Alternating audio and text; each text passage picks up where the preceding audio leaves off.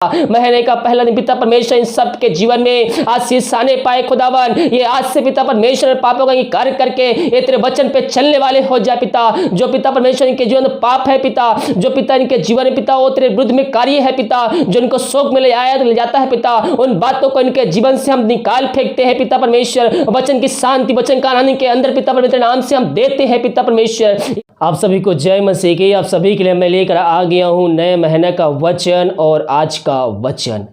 ये वचन आपके जीवन में एक आनंद को लेके आएगा। हालेलुया। तो आइए हम आज की सभा को वचनों की तरफ शुरुआत करते हैं। यूहन्ना 16 अध्याय के हम उसके 20 पद से पढ़ेंगे।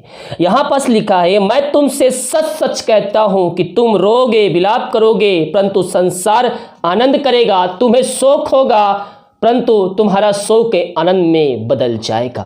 हो सकता है इस वीडियो को देखने वाले भाई बहन के जीवन में शोक दुख कार्य कर रहा हो, वो दुखों में डूबे हुए हो, वो शोक में डूबे हुए हो, लेकिन ये नया महीना आपके जीवन में सुख को और आनंद को लेके आने जा रहा है।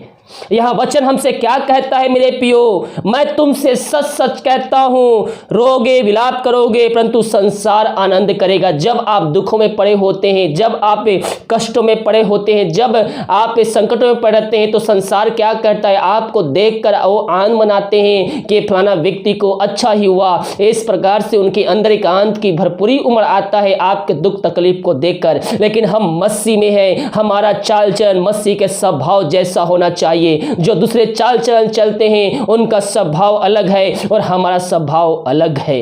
हालेलुया। हम दूसरे को दुख तकलीफ को देखकर हम उनके लिए प्रार्थना करने वाले हो जाए। लेकिन वचन और सब्जेक्ट दूसरा। यहां कहता, मैं तुमसे सच कहता हूं कि तुम रोगे विलाप करोगे परंतु संसार आनंद करेगा। तुम्हें शोक होगा परंतु तुम्हारा शोक आनंद में बदल जाएगा। हालेलुया। मेरे प्रियो, हम प्रभु से प्रार्थना करें। जब हम प्रभु से प्रार्थना करेंगे तो हमारे जीवन में आनंद आएगा। जब वचन को हम अध्ययन करेंगे तो हमारे जीवन में आशीष आएगा, क्योंकि ये वचन है, ये जो वचन है हमें एक आनंद की भरपूरी की तरफ ले जाता है। ये वचन हमें एक आनंद की तरिया में ले जाता है। ये वचन हमारे हृदय में एक आनंद लेके आता है और हमारे अंदर से हर एक शोक की बातों को निकाल देता है। हालेलुया। जैसा कि नेमिया 8 के 10 पद कहता है, उदास मत रहो क्योंकि यहोवा का आनंद तुम्हारा दृढ़ गढ़ है। यहोवा का आनंद हमारा दृढ़ गढ़ है। जब हम वचन को पकड़े रहते हैं तो हर एक दुखों में, हर एक शोकों में, हर एक विलापों में वो हमें क्या करता है, एक सामर्थ देता है, वो हमें संभाए रहता है और हमें एक हिम्मत देता है, एक हिसाव देता है। यहाँ वचन कहता है, उदास मत रहो क्योंकि यहोवा का आनंद तुम्हारा दृढ़ गढ़ है। उसका वचन ही हमें सामर्थ प्रदान करता है मेरे प्रियो। हालेलुया। यह आनंद हमें कैसे मिलता है मेरे प्रियो? हम कहते हैं यहोवा का आनंद हमारा दृढ़ गढ़ है, लेकिन ये आनंद हमें कैसे मिलता है? नेमिया 8वें अध्याय के पहले पद से हम पढ़ेंगे तो यहाँ पास हम पाते, इजरायली जो थे वो गुलाम हो चुके थे। वो अपना आनंद, सुख, शांति, धन जितना भी उनके पास था वो सब कुछ वो खो चुके थे। वो एक शोक में डूबे हुए थे। उनके अंदर एक दुख की आत्मा कार्य कर रहा था। लेकिन हमें जानने की आवश्यकता है कि वो कौन सी बातें हैं जो हमें शोक की तरफ ढकेल रही है, हमें दुख की तरफ ढकेल रही है। इजराइलियों जब ये बातें पता चला कि ये कौन से पाप में डूबे हुए हैं तो प्रभु के सामने प्रार्थना करते हैं और प्रार्थना करते हैं। वचन को उनको सुनाया जाता है, वो वचन को समझते हैं, वचन को ग्रहण करते हैं और अपने हाथों को उठाकर, सिर को झुकाकर प्रभु से प्रार्थना करते हैं, परमेश्वर से प्रार्थना करते हैं और अपने पापों का प्रायश्चित करते हैं और परमेश्वर उससे प्रसन्न होता है। हालेलुया। जब इजरायली प्रभु से प्रार्थना, शोक में डूबे हुए थे, अपना सुख संपत्ति सब कुछ वो खो चुके थे मेरे पियो। लेकिन जब वचन को पढ़े तो उन्हें पता चला कि वो कौन से पाप में डूबे हुए हैं। वो अपने पापों की क्षमा प्राप्ति के लिए परमेश्वर के सामने आए, सिर को झुकाकर, हाथों को उठाकर प्रभु से प्रार्थना किए और परमेश्वर ने उनके पापों को माफ किया, उन्हें क्षमा किया। देखिए हम पढ़ते हैं नेमिया 8वें अध्याय के पहले पद से, जब 7वां महीना निकट आया, उस समय जब इस्राएली अपने अपने नगर में थे, तब उन लोगों में से एक मन होकर जल फाटक के सामने के चौक में इकट्ठे होकर एजरा शास्त्री से कहा कि मूसा की जो व्यवस्था है यहोवा ने इजराइल को दी थी, उसे पुस्तक को ले आ।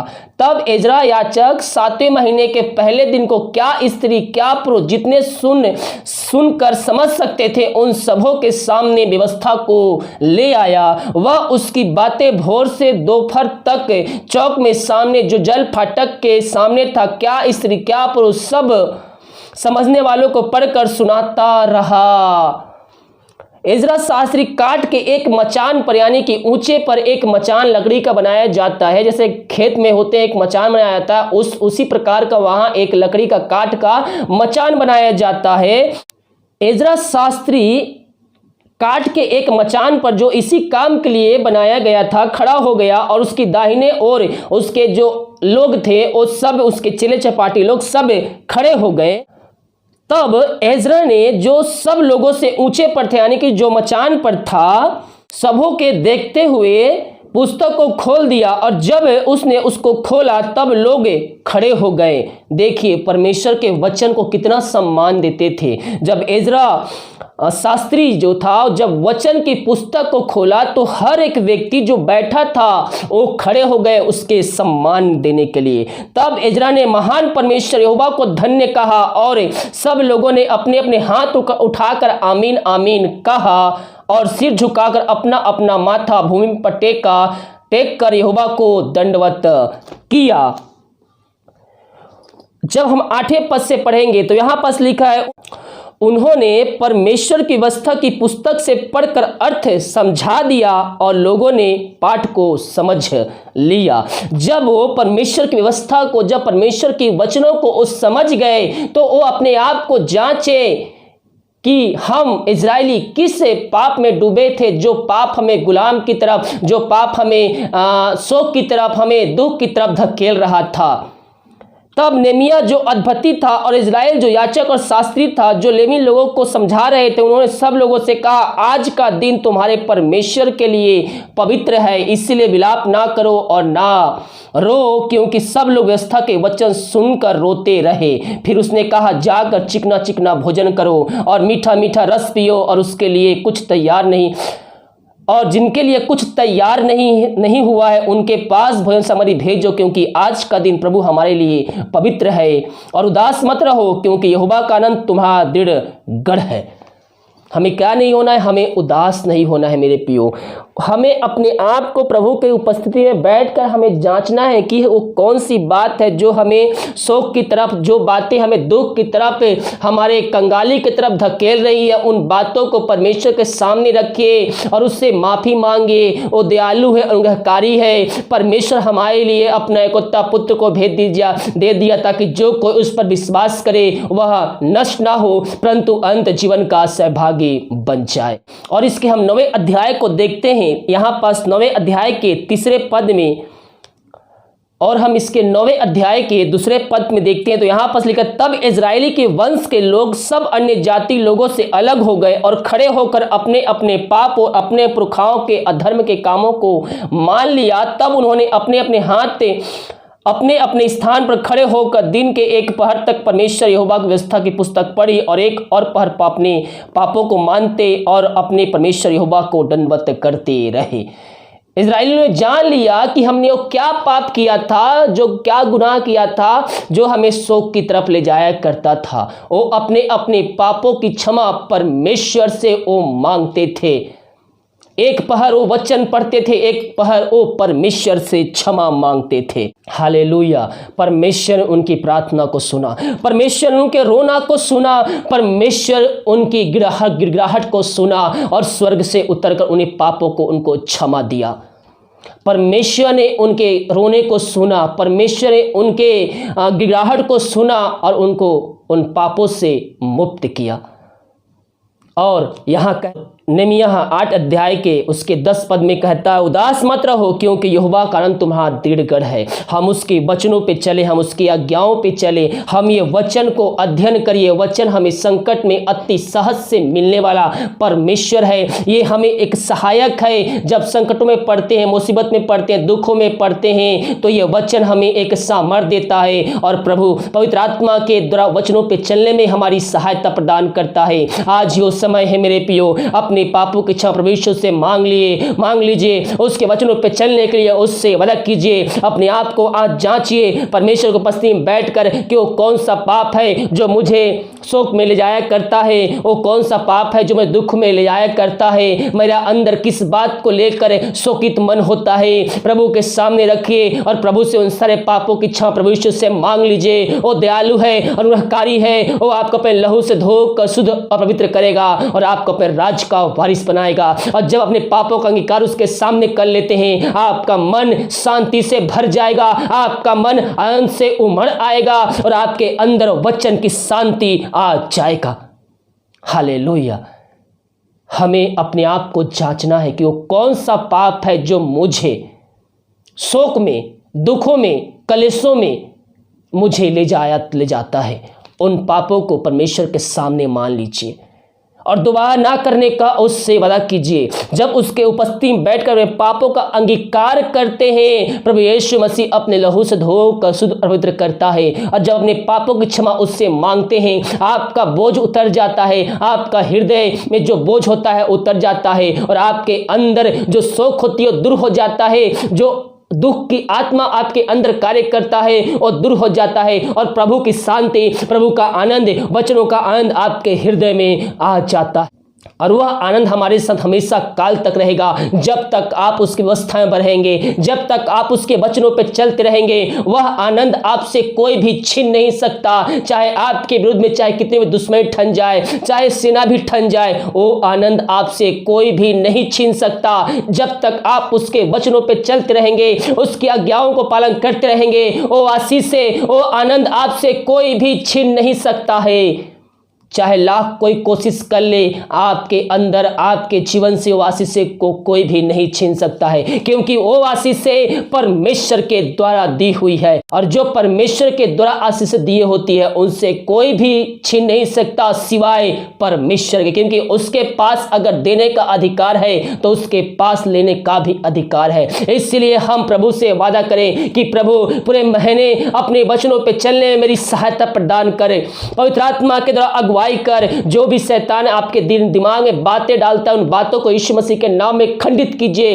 यीशु मसीह ने कहा है, जो मैं करता हूं उससे अधिक तुम करोगे। केवल हम उस पर विश्वास करने वाले हो जाए, अधिकार का उपयोग करते हुए हम उस पर क्लेम करने वाले हो जाए। परमेश्वर हमारे लिए चमत्कार करने के लिए तैयार है। जो आनंद, जो आशीष परमेश्वर के द्वारा आती है, उसे कोई भी छीन नहीं सकता सिवाय परमेश्वर के। जब तक हम उसके वचनों में बने रहेंगे, जब तक हम उसकी आज्ञाओं को पालन करते रहेंगे, वो आशीष हमारे पास से हमेशा के लिए रहेगी, जब तक हम उसके विरुद्ध में नहीं हो जाते। और जैसे ही आप उसके विरुद्ध में होते हैं, उसके वचनों से भटकते हैं, धीरे धीरे वो आशीष आपके जीवन से वो खत्म हो जाती है। हालेलुया। तो जब हम वचन को जान लिए हैं, वचन को हम पढ़ लिए, हम समझ लिए हैं, तो हम प्रभु के वचनों पर चलने के लिए हम उससे वादा करें। हर रोज वीडियो पोस्ट होता है और आपको बताया जाता है कि परमेश्वर का वचन आखिर है क्या, उसकी आज्ञा क्या है। इन सारे बातों को विस्तार पूर्वक बताया जाता है। वचनों को देखिए, वचन के वीडियो जो पोस्ट होते हैं उनको देखिए, उनको समझिए, डायरी में नोट करके रखिए। परमेश्वर आपके लिए अद्भुत कार्य, चमत्कार करने के लिए तैयार है। हर रोज 8:50 या 9 बजे वीडियो पोस्ट होता है वचन का। उन सभाओं में शामिल होकर आशीष को प्राप्त कर लीजिए। और आज समय है, प्रभु से प्रार्थना कीजिए। आज ये महीना का पहला दिन है, परमेश्वर आपसे बातचीत करना चाहता है। आपके जीवन से हर एक शोक को, हर एक दुख को निकालना चाहता है और आपके दुख को आनंद में बदलना चाहता है। जो दुख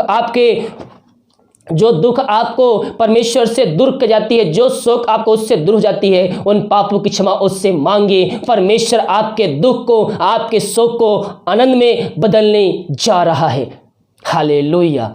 प्रभु इन वचनों की तरह हम सबको आशीष प्रदान करें। आइए हम एक छोटी सी प्रार्थना की ओर जाते हैं। धन्यवाद Yeshu, thank you Jesus, glory glory. प्रभु जी हम धन्यवाद पिता इस सुंदर वचन के लिए पिता परमेश्वर। हाँ प्रभु जी, जितने भाई बहन वचन सुने हैं पिता, इनके जीवन 30 गुना 60 गुना 100 गुना फलवंत होने पाए पिता परमेश्वर। वचनों पर चलने में पवित्र आत्मा के द्वारा इनकी सहायता प्रदान कर पिता। महीने का पहला दिन पिता परमेश्वर इन सब के जीवन में आशीष आने पाए खुदावन। ये आज से पिता परमेश्वर पापों का कार्य करके ये तेरे वचन पे चलने वाले हो जाए पिता। जो पिता परमेश्वर इनके जीवन में पाप है पिता, जो पिता इनके जीवन में पिता वो तेरे विरुद्ध में कार्य है पिता, जो इनको शोक में ले जाता है पिता, उन बातों को इनके जीवन से हम निकाल फेंकते हैं पिता परमेश्वर। वचन की शांति, वचन का आनंद के अंदर पिता परमेश्वर नाम से हम देते हैं पिता परमेश्वर। यही प्रार्थना करते हैं क्योंकि जहां वचन है वहां छुटकारा, जहां वचन है वहां अंत की भरपूरी है। प्रभु जी सारे भाई बहनों को तेरे हाथों में सौंपते हैं। वचन सुने हैं पिता, पवित्र आत्मा के द्वारा इनकी सहायता प्रदान करें वचनों पे चलने के लिए पिता। यही प्रार्थना करते महीने भर हम सबको पंक्ति छुपाए रख, कोई में हमारी कोई मारी हम सबको छू भी ना पाए पिता, क्योंकि तू हमारा रक्षा करे परमेश्वर है। यही प्रार्थना करते हैं, हम महीने भर पंक्ति छुपाए रख पिता। धन्यवाद के साथ तेरे चरणों में आते हैं, प्रार्थना सुना धन्यवाद यीशु के नाम पिताजी आशीष मांगते हैं, सुन दे आशीष ग्रहण कर। आमीन आमीन और आमीन। हालेलुया। मैं पियो हम प्रभु से प्रार्थना करें और हम उसकी वचनों पे चलने के लिए हम लगातार उससे हम प्रार्थना करते रहें। प्रभु हमारे जीवन में आकाश को खोलेगा और अपना आशीष की वर्षा हमारे जीवन में करेगा। हालेलुया। वीडियो को लाइक कमेंट शेयर कीजिए, प्रार्थना बॉक्स में या फिर व्हाट्सएप में भेजिए। हमारे मिस्ट्री बड़े बोझ के साथ आप सभी के लिए प्रार्थना करता है। God bless you.